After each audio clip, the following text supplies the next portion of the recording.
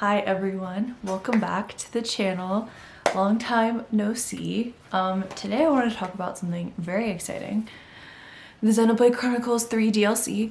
So let's talk about it. In case you're wondering, I do have more anime and video game stuff coming, but I wanted to post this basically as soon as it was out. So I started playing yesterday and I got about 6 hours in. And it is like almost above and beyond expectations, or hitting expectations, because I played Torna, right? The other DLC for Xenoblade 2, and that was like amazing, right? It's like a whole other game.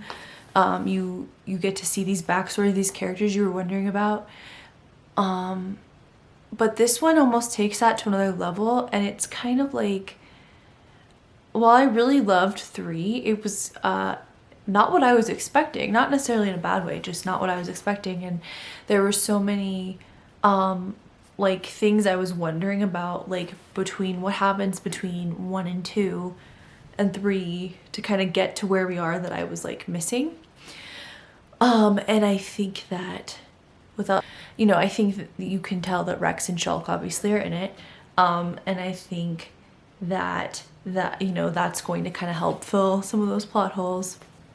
There's definitely things that are already happening 6 hours in that I'm like, whoa. And what's insane is this is a DLC. I'm 6 hours in and I'm still like, I don't know where I am because I haven't figured out like spoilers for myself, but it definitely does not even feel like I'm still getting tutorial messages of things, is what I'll say. It's 6 hours in. So that's a good sign. And the other thing I'll say is, you do, like, the trailer isn't like kidding around. Like, Rex and Shulk are definitely in the DLC, which is very cool.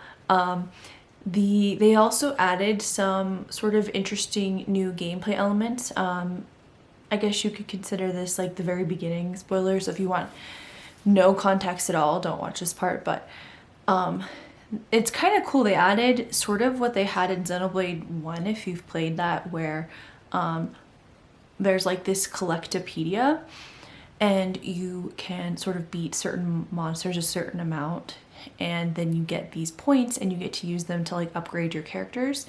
I actually really enjoy that, and I like it because if you guys have watched my channel, I'm not a big like grinding for no reason fan, but this kind of makes you want to grind, like to level up in a way that's actually fun. So I really like that. The other thing I wanted to talk about is the characters are interesting.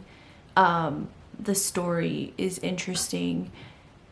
You definitely, like, I wanted to keep playing, so I definitely recommend checking out this DLC. There's a ton of content. I think you get a lot of value for what you're paying for. Like, for example, I really liked the Fire Emblem Engage DLC, and I think you do get a decent amount of value for what you're paying for on that, but this like blows that out of the water. I mean, this is like, I don't know, I feel like there's not many DLC that are this, there's just so much in it, like you really are going to get the value for what you're paying for 100%, even if you don't, like, I haven't gone back and played the game with all the new updates that came from the DLC. I'm only doing basically the story. I mean, I'd like to one day, but I just don't have, the time. And it's just really, really fun.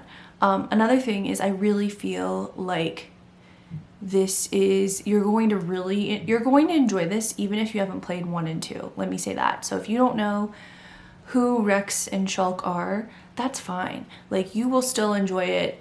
You will have the main character, I think is very much connected to 3. Like, I would play 3 first, but our main character's name is Matthew, right? He's very connected to 3, but he's not connected to 1 and 2 at all, to where you will be like confused. And it doesn't, like, yes, there are people from 1 and 2 in it, but it kind of introduces them through Matthew's eyes. So you will not be confused in terms of that. Now, if you have played 1 and 2, I think that what's really cool is, even though it doesn't go, you know, too far down the road for someone who hasn't played before, you are going to be like, oh my gosh, this is amazing. Like, there's little tiny details that they do with like the music. You know, they have some of the music from at least 1, I've noticed, and they have some of the like little monsters from 1.